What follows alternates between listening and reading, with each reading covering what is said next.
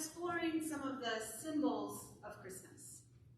I've highlighted the star on top of our church, the candles that many people put in their windows, the Christmas tree. This is a particularly impressive Christmas tree. And last week we did the trumpet, signifying the power of song. Tonight's symbol is the stable. This is the most colorful stable I'm sure you've ever seen.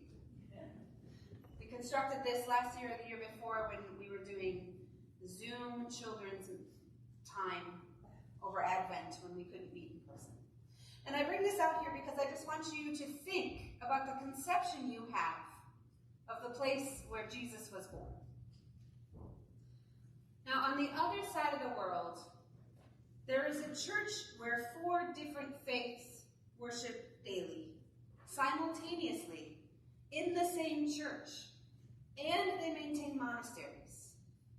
The Syrian Orthodox, Armenian Orthodox, Greek Orthodox, and Roman Catholic faith all claim ownership of this small church. It isn't the oldest church ever built, but it is the oldest surviving church in the region. I'm going to put our Advent stable here. You can all still see and think. It is the oldest surviving in the region. It was built in the year 327 of the Common Era. And it survived only because 100 years later, in 427, the commanding general of the Persian army was so touched that a depiction of the Magi, the 3 wise men, they were dressed in Persian. And so he ordered that the church be spared. In an area of the world where several different languages are spoken, and where some of those languages are ancient, this town is known as the House of Bread, the House of Flesh, and the House of Fertility. I'm speaking of the Church of the Nativity in the city of Bethlehem. Bethlehem, oh, that little town that we sing of every Christmas. Bethlehem, which sits not in the trampled area of Gaza, but in the other occupied Palestinian territory in Israel, in the West Bank. 2,000 years ago, in the time of Jesus' birth, Bethlehem held 300 to maybe 900 people. Now it holds 28,000, and 20% of those are Arab Christians who can trace their lineage back to the time of Christ. It is swarmed year-round with Christian pilgrims passionate about seeing the place where Christ was born. Except this year. This year, Christmas is canceled in Bethlehem. This year, war and violence and brutality and inhumanity have tried to dim the light of Christmas. In the belly of this church, the Church of the Nativity in Bethlehem, for those pilgrims who journey there are surprises in store.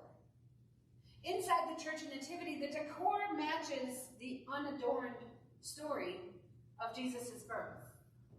The walls are bare, and the floor is pockmarked, reflecting centuries of empire that have clashed across that region.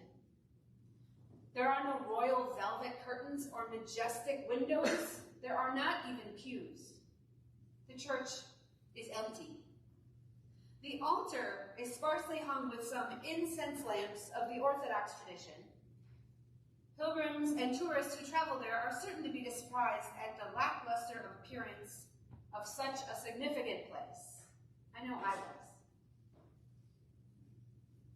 But I was more surprised at my visit there in 2013 that as we wound our way into the heart of the church, we started going down. We descended a narrow flight of stairs. It was cramped.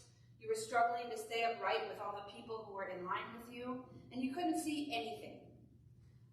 I was stuck in the crowd, and I was thinking, why are we going down? We should be going outside. We're going to a stable, right? We're going to see a manger. After the first staircase, there was still a smaller staircase going down even further that was even more cramped with other seekers. Finally, finally we got our turn and we squeezed in to see a still smaller space, far below ground level, where everyone had to stoop rather than stand. And there on the ground was a large silver star set into the marble stone floor that was supposedly denotes the area recognized as the exact spot of the birth of Jesus Christ. Underground. Jesus born underground? This blew my mind. For Americans like us, we are so used to listening to scripture with faraway names and places and employing our imaginations, especially for those of us in the Midwest. We naturally assume the translation of manger to look like stables. And I think we're helped along by all of the depictions we have that look just like this. Drafty, open barns filled with dividers or farm machinery. We usually depict them with bare wood, dirt floors, and thatched roofs.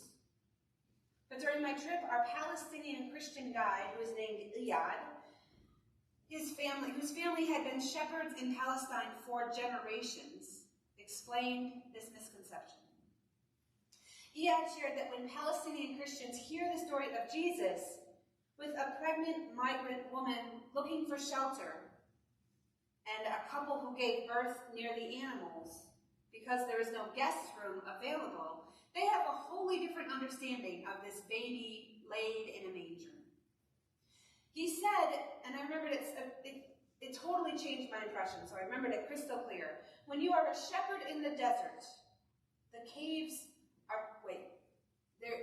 when you are a shepherd in the desert, you keep your animals in caves at night. There isn't much in the way of building materials for stables in the desert, but caves are plentiful and cool. Over time, shepherding families came to build rooms outside of the caves where the animals would walk through the front door and directly into the cave portion, and the family would stay off to the side, usually unelevated from the animals. But these were small one-room homes with 7 or 10 or 12 people in the extended family. So when a woman is pregnant in the family, does she give birth in the midst of all of those cloistered people? No.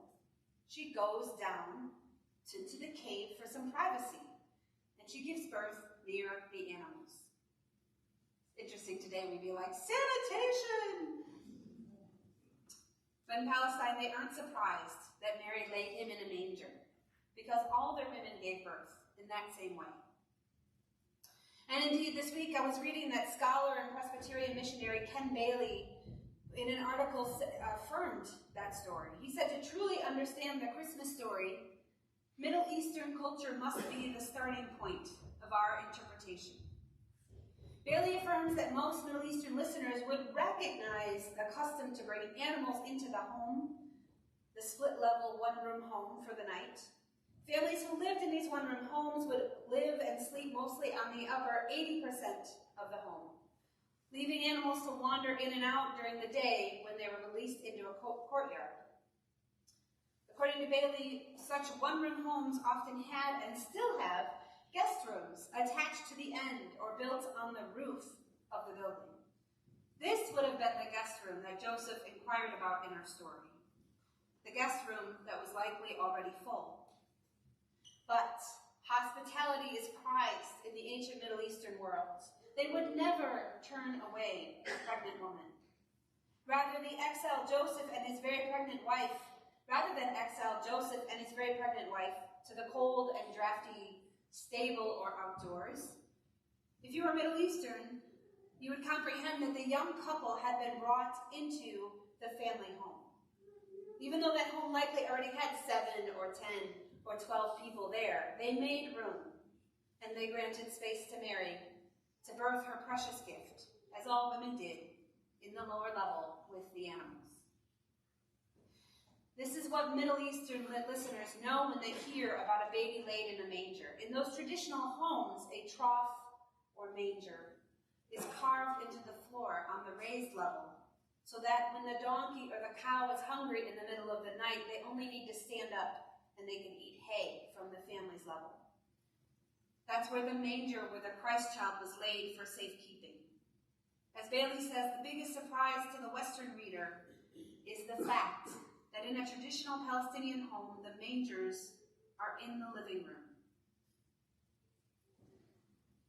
The Christmas message that you would hear were you a person living at that time is that the shepherds are told that a child has been born in a simple peasant home that looks just like theirs. That if they approach, no one will say to them, "Tradesmen to the back door, please. Please take your sheep and your sheep's smell and move on. No one wants your kind here." These shepherds, these outcasts from their society, are given a sign that they are welcome to visit and honor and know this newborn king, just as every person, no matter how poor or how flawed or how smelly. That's how they know the Messiah comes welcoming the poor and the marginalized. With our cultural translations now, all the pieces of the gospel fall into place in a clearer, more joyful, more inviting story. Joseph finds shelter in a simple peasant home. The home has a guest room, but it is full. In the honor tradition of the Middle Eastern hospitality, the host still provides for his guests. He opens up the family room and lets the Holy Family use it. And despite that full house, he makes room. Despite the presence of animal and pregnancy, they make room. Despite the harsh conditions of the desert and poverty and Roman rule, they make room. Despite the hardened heart of all, God makes room for God's gift of love to come into the world. In this day and age, how do we make room for God in this reality of ours? How do you make room for God in your lives? How can we make room for each other in a complicated world? How can we imitate the compassion, the hospitality, and the flexible grace modeled by the four faiths who share one small church in Bethlehem? On this day, the church in Bethlehem has a different nativity scene, a depiction of the baby Jesus laid amongst the calamity of a pile of rubble. It is a scene that puts on full display the lack of hospitality, the lack of forgiveness, the lack of compassion in the world. We are reminded of all the ways our human flaws lead to hurt and trauma and grief and death, and start that cycle all over again. We are reminded of all the ways love has failed by this nativity scene. Or perhaps how we have failed love. And yet, on this Christmas Eve, we know that is not the end of the story. Because the Son of God arrived in a world with just as much brutality, just as much hurt, just as much trauma, and just as much grief. The Son of God, the gift of love, arrived as an infant child, relying on the kindness and hospitality of strangers who made room. In his life, this infant called Jesus grew to be a teacher and leader, a brother and a prophet, a healer and a redeemer, a threat and a promise, a king and a sacrifice. Through Jesus, God would give us a new understanding of authority based on love for each other, not power. Through Jesus, God would show us a remedy of healing, not just for the poor, but for the powerful. Through Jesus, God would show us an example of service for the least of these and the most of these. Through Jesus, God would show us a display of love extended all the way to the grave and beyond. And that's because love is the most powerful force in the world. Where love is nurtured, it takes root, it grows and welcomes and creates more room and expands larger and invites more in and makes more room. and eventually becomes warmth on a cold night, light that overpowers darkness, a symbol of giving joy, and the song that lifts your spirit, and safety that nurtures vulnerable new life. Once love blankets the world, it brings warmth for all. Like swaddling clothes, love wraps humanity in caring. Once love is lit in someone's heart, it cannot be dimmed. Like the candle in a dark window, love shines through us as the warmth of welcome and safety. Once love is followed, the pathway is clear. Like the star, it leads us to treasures beyond our expectations. Once love is lighted and adorned, it inspires more love. Like our tree, it brings joy to all who happen upon it. And once love is shared, it provides strength and shelter. Like joining together in song, it transforms your very being to one more resilient and full. Tonight, love is cradled in a manger. Love in its infant stages has the potential to transform each and every one of us, our communities, our nation, and our world. Indeed, it already has, and it will again. So tonight, we celebrate love incarnate. Tonight, we celebrate God's love breaking into the world as flesh, as a human like us. Tonight, we follow our star. We light our candle. We marvel at our tree. We sing out our joy. Tonight we swaddle and nurture the love within us and between us, and will it to grow out into the world beyond us. Welcome to Christmas. Welcome to a world ruled by love.